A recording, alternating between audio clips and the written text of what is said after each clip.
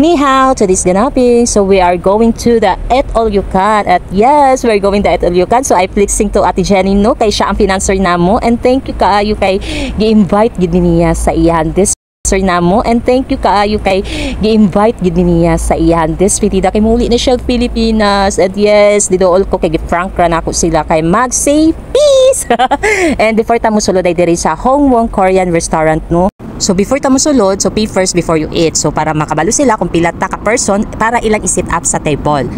Pag man set up sa among table, no, so perfect kaayo ang among area kay dool mi og bintana so makita gid namo ang mga silingan.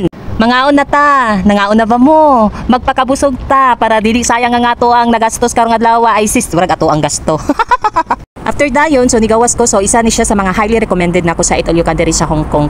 First, kaya ra kay sa bulsa ang presyo. Second, foods is good. So, unlimited drinks, unlimited beer. Yes, unlimited beer gid siya day. Ikaw na lang mo surrender, taman sa imong makaya kung dili ka mo uli na magbarag-barag, ay sis. Pinakauna pag yun ako gikuha is bihon. So, diri sa Hong Kong no rice noodles na siya. Wala ko kabalo kung anong kani akong gikuha. Giflex pa yun ako siya. Natulo na ako katoy kinauna-ana. Nini napunta sa Korean foods, no? So, fresh kaini kay permi gini mahurot dari. So, mao na si kuya sige gihimo dana. Lami ba ning kinumot. Ay. Naadiri tanan ang klase-klase ng mga foods na gusto nimo kaonon except sa seafoods kay wala sila seafood. So naadiri ang humandaan na nagpagkaon, napo diri na ikaw pud ang magluto. So kung gigutom ka, tips silang sa magkuha ka og mga pagkaon na kaya nimo gusto kaonon na while naggulat ka sa imong isugba kay mga baga-baga para ba ni mga meat na among isugba unya.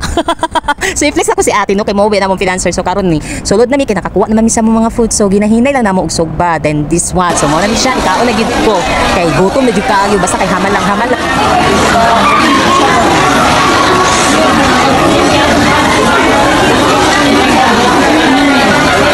Ang gikuno basta kay punga-pungaan gid ang ako ang ba jay. So aside sa akong ba pati akong tiyan puno na kayo. So karon nagpahulay sa mi ani no, naginahinay na brag nahurot na gid siya no kay pagkahuman ani napay second batch na mo ikaon ani yun. Kay bugawas sa pud mi para mag second refill kay 3 hours man ang ato ang tambay diri sa atong kaon. So i-choose isoroy ta mo diri sa food area.